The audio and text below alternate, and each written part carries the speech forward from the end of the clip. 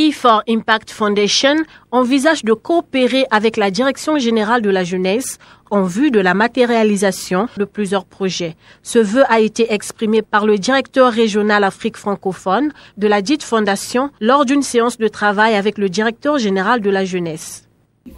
L'objectif de ma visite, c'est de voir dans quelle mesure, avec la Direction générale de la jeunesse, nous pouvons impacter la jeunesse, nous pouvons former la jeunesse, nous pouvons les encadrer, de telle sorte que cette jeunesse-là puisse trouver de l'emploi. Nous sommes venus dans le sens de mieux comprendre en fait des projets du ministère de la jeunesse, de la direction de la jeunesse, afin de voir quel genre de collaboration nous pouvons faire ensemble pour pouvoir renforcer les capacités des jeunes et les faire devenir plutôt des créateurs d'emplois au lieu d'en être des chercheurs.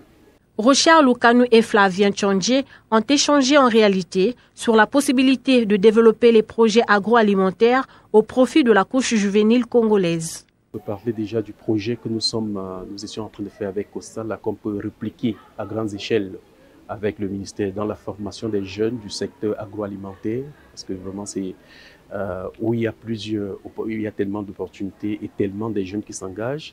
Et ensemble avec le ministère, on peut voir dans quelle mesure, avec la direction, on peut voir dans quelle mesure mettre cela à l'échelle. Pas former 20 personnes, mais aller au niveau de la formation, peut-être de 100, 200, 300, pourquoi pas 1000 entrepreneurs, 1000 jeunes entrepreneurs.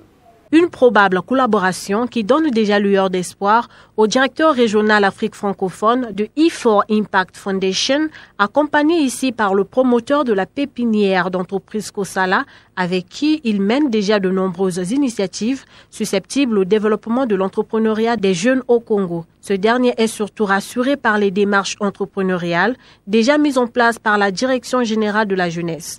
Il les apprécie au terme d'une petite visite. C'est très important parce qu'il y a déjà l'infrastructure nécessaire qui nous permettent en fait de mettre des jeunes là et de les former. Donc c'est déjà l'avantage. Donc on ne partirait plus ailleurs pour pouvoir les former, les mettre déjà ici, ensemble les former dans des structures où on est en train de créer. C'est déjà l'avantage numéro 1. En fait, c'est ce que je peux dire, c'est positif, très positif dans ce sens.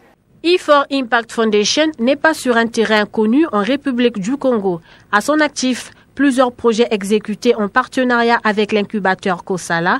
Elle aussi investit dans la formation des jeunes entrepreneurs.